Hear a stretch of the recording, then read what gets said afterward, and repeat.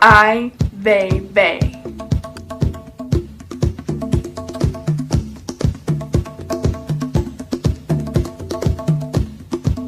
Tai išradingas menininkas bei politinis aktyvistas. Jis gimė 1957 metais. Jo tėvas tuo metu buvo vienas garsiausių Kinijos poetų. Po sūnaus gimimo jį Kinijos komunistai apkaltino dešiniųjų politinėmis pažiūromis ir visą šeimą ištrėmė į Kinijos šiaurės rytų provincijas žemos vertės sunkiam darbui. Po 16 metų jo šeima buvo reabilituota ir grįžo į Pekiną. I made decision would never come back to China again. So I told my mother on the way to airport, I said, I'm going home. Niujorkas ir buvo jo namai. Pirmiausia, jis ten norėjo pajusti laisvę ir ją įrėminti. Tam reikėjo tik kameros.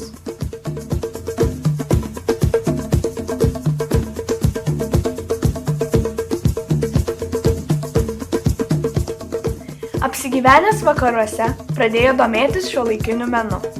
Jo kūrybai labai didelę įtaką padarė Andy Warhol ir Marcel Duchamp kūriniai.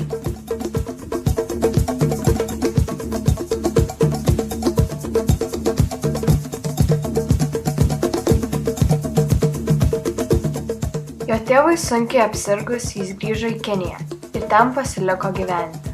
Very beginning when I heard my father is ill, after the Tiananmen, and I started to realize some sort of a responsibility. Ai Weiwei gyvendamas Kinijoje suprojektavo vieną žymiausių savo darbų – Pekino olimpinį stadioną.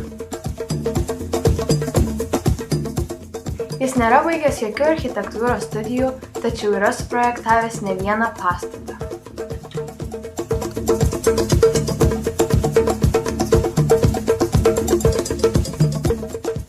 Taip Modern galerijoje Londone buvo parodyta instaliacija Saulėgrąžų sėklos, sudaryta iš 100 milijonų porcelianinių ir rankomis dažytų sėklų, kurias pagamino apie 1600 Kinijos miestelio porceliano amatininkų.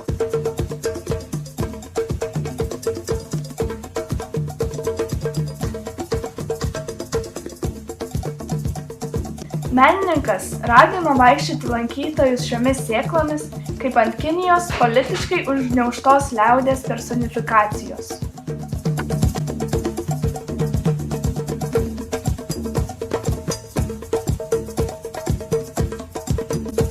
Ai Weiwei taip pat yra žinomas kaip politinis aktyvistas. 2008 metais žemės drebėjimo metu sugriuvo labai daug mokyklų ir mirė tūkstančiai vaikų.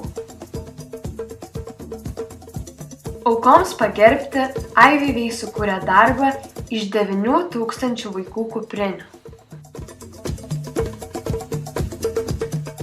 Ten perteikti žodžiai buvo pasakyti vienos iš aukų mamos. Šiame pasaulyje ji laimingai gyveno 7 metus. Šimtai mokyklų sugriuvo, kai aplinkiniai pastatai liko stovėti.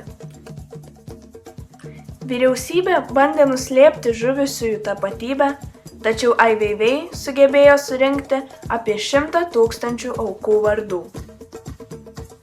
Dėl savo politinio aktyvumo prieš Kinijos valdžią jis yra nuolatos persekiojamas. Ne kartą buvo suimtas Kinijos policijos bei fiziškai sužalotas.